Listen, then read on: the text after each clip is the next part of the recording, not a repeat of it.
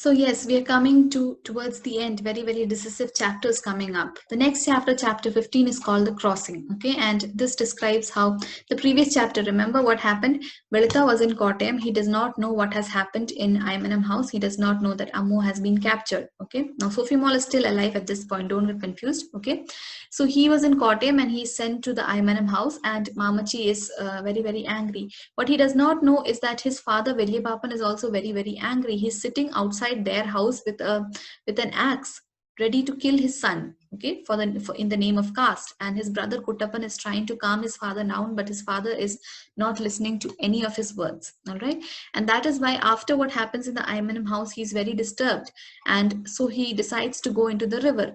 And what happens is Velita, who's wearing a munda, he removes that munda. It is still raining. Okay, he removes that munda and he ties it around his head, and completely naked he swims across and goes to the history house, and he's lying there in the balcony there. All right, and somehow he feels like, that everything will get better is something that keeps coming to his mind. All right, and if he's described that he's completely naked except for the red nail polish that was applied on his fingers. Okay, and again this usage is coming that he's the god of loss, he's the god of small things. All right, he is invisible, he is an invisible person because he is not that important, and it's continuously said that he leaves no footprints on the shore.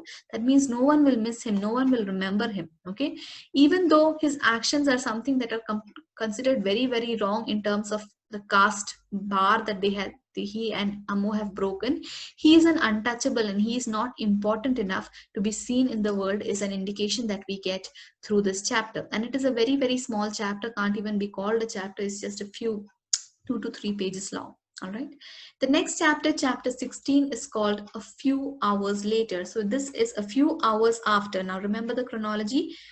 Velyabapan has come and told Mamachi about Ammu and Velita's affair. Mamachi and baby Kochama have locked Ammu into the room. Okay, Velita has come. Velita has been asked to leave Aymanam, so he goes and he is in the history house. Okay, and he's lying there.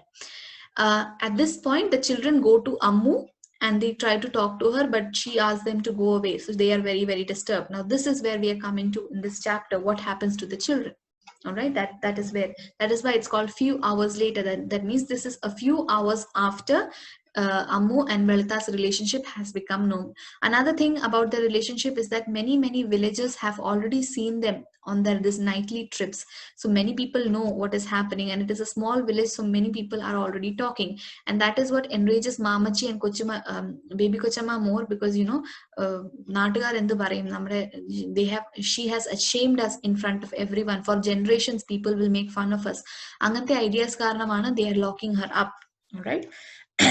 Chapter 16, a few hours later, what happens is that it is not not long before Esther, Rahel, and Sophie Moll go down into the river. All right, and Esther and Rahel have been screamed at by their mother, who is trapped in her locked bedroom. And what they decide, Esther decides, is that finally he had been building it up, right? So he finally decides that it's time that they run away. He had thought that he will have to run away because of the orange drink, lemon drink man, but now he has decided that he has to run away because their mother does not want them.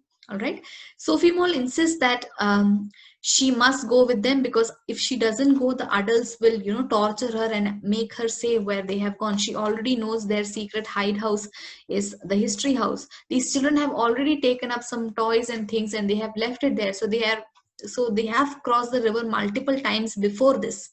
Okay, so that is also something that you should remember. They have crossed the river multiple times before this.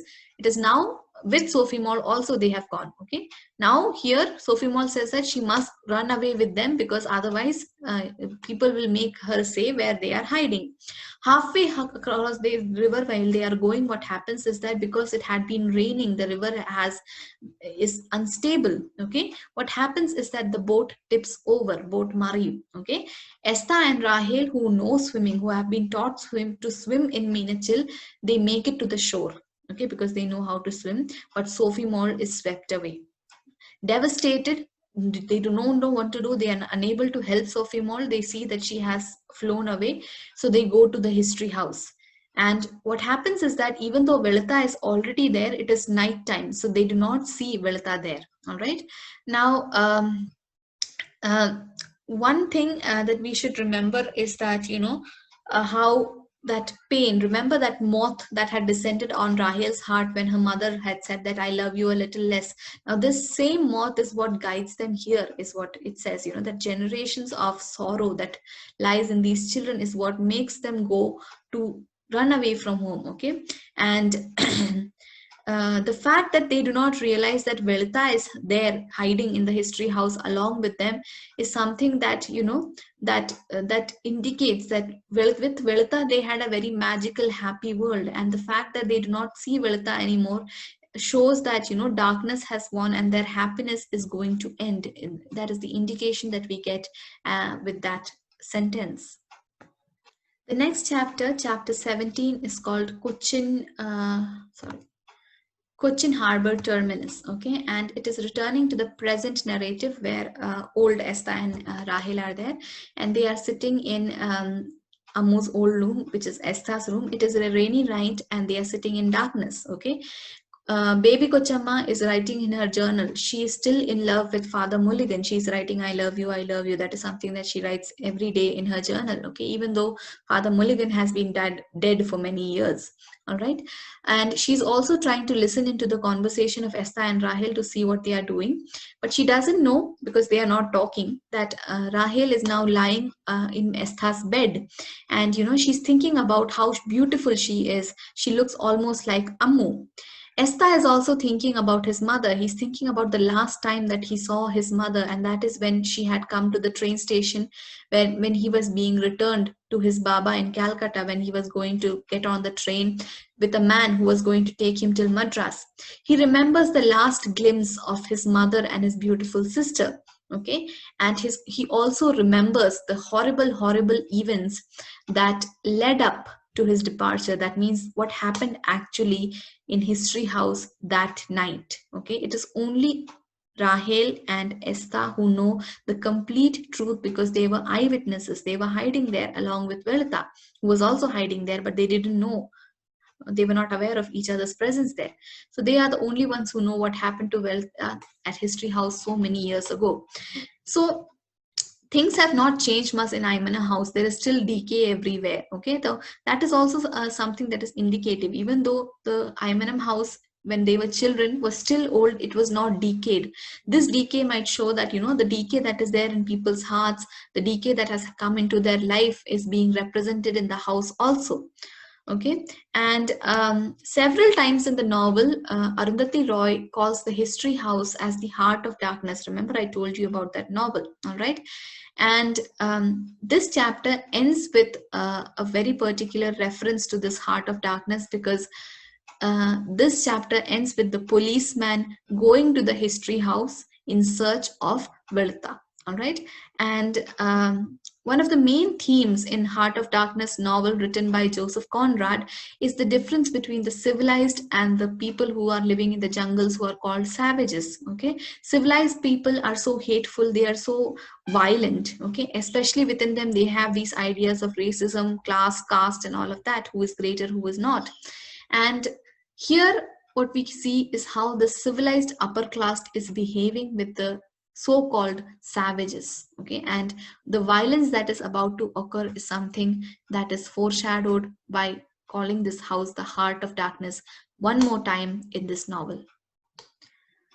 Chapter 18, The God of Small Things, is called the history house, the heart of darkness that we have described just now. Okay, what happens in the history house with Velita is described in this particular novel. We have already seen how Sophie Moll has died, and we saw that Velita, Rahel, and Esther were hiding there in the history house for their own reasons, and they are not aware of each other's presence. Okay, and the last chapter ended with the police people who are following them and going into the house. So it's the early morning hours of the night. That means it's after 12 at the night. Okay, and 6 police officers go into the history house. They find Velita, and they start attacking him. They attack him violently. They beat him, they kick him. Okay, what the police do not know is that Esther and Rahel are watching this entire violence that is done to their favorite man.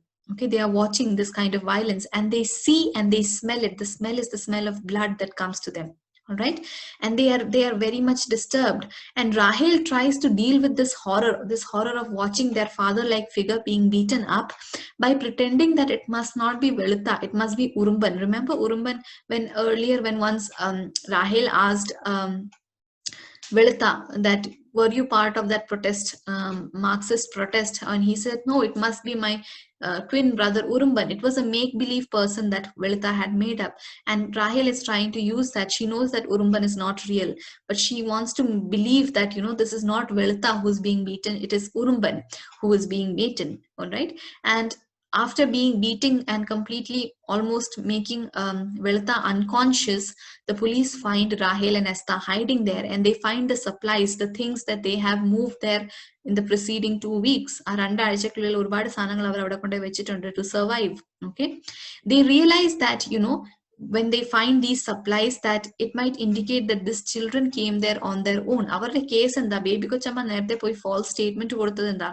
That Velta, because he was fired from his job in the factory, he attacked Ammu, and he has somehow taken the children with him for revenge against the family. Adana undakiyekkunna katha. That is the false story that is being spread.